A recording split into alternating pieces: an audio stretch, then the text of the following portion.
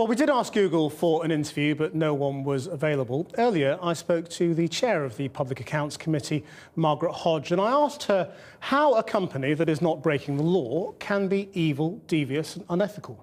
First of all, it's not clear to me that they are acting within the law.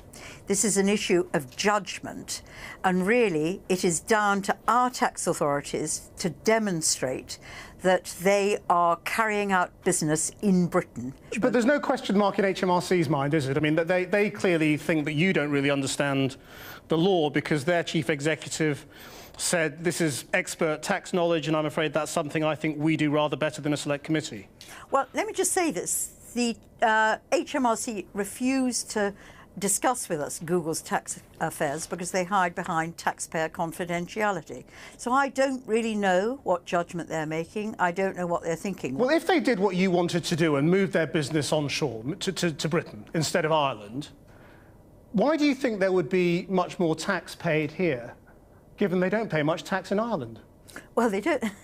They have such a complex company structure that you're quite right to say that they immediately export all their profits from Ireland. So we wouldn't benefit, would we? I don't know what the Irish do in arguing that with Google.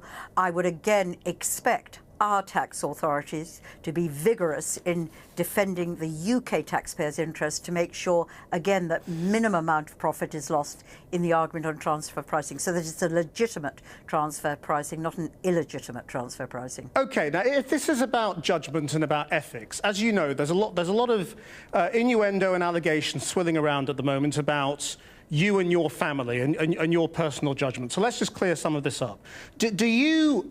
Does your family benefit in any way from discretionary trusts in the ownership of the family business STEMCorp? There are trusts, but it's not a benefit. There's not a benefit. I don't understand what you mean. What I mean is that are any assets held in trusts which would mean that, were they held personally, they would incur inheritance tax when one person dies? No. The second allegation is that STEMCorp also use transfer pricing, which is what you've been talking about with regard to Google, Amazon and these other companies. Is that correct? Well, let me just correct this because you're taking me down a route. What is absolutely right is that people should pay a fair rate of tax to reflect the profits they make from the business they undertake in a particular tax jurisdiction. Now, you sound like Google. And that, no.